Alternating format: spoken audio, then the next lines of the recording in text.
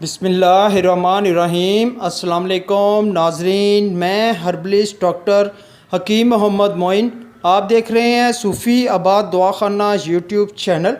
आज मैं प्यारे भाइयों के लिए बहुत ही अच्छा देसी शरबत फ़लाद लेके आया हूँ, जो आप बहुत ही बआसानी से ख़ुद घर में तैयार करेंगे।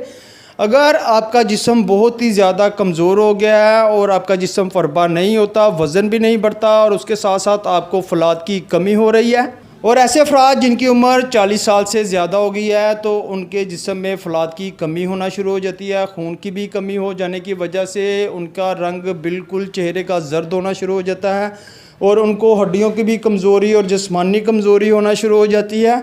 और उसके साथ साथ उनका चेहरा बहुत ही ज़्यादा सूख जाएगा, चेहरे की भी हड्डियां नज़र आएंगी। और औरतों में लकोरिया की वजह से और बहुत ही ज़्यादा कसरत से अगर उनको माहवारी आती है और उनको कसरत हैज़ बहुत ज़्यादा रहता है, उस वजह से भी औरतों में खून की कमी हो जाती है और फ़लाद की भी कमी हो जाती है।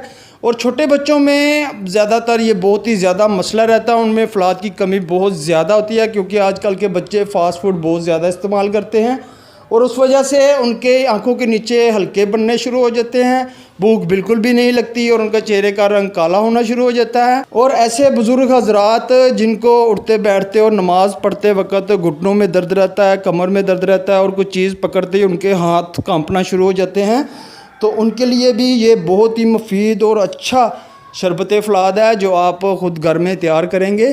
तो चलें, आप ये जो शरबत फ़लाद बनाने के लिए ये चंद चीज़ें नोट फरमा लें। आपको चाहिए आबे अनार। जी, अनार का आपने जूस निकाल लेना है, फ्रेश जूस आपको चाहिए 2 किलो। उसके साथ आपको चाहिए आबे अदरक। अदरक का आपने पानी निकालना है, वो आपको चाहिए 30 ग्राम। और इसके साथ जो तीसरी चीज़ आपने शामिल करनी है वो है पथरी फ़लाद। पथरी फ़लाद आपको किसी भी पंसार स्टोर से बासानी मिल जाएगा। आपने अच्छे वाला पथरी फ़लाद लेना है 20 ग्राम। तमाम चीज़ों को पहले आप रात को पानी में भिगो के रख दें।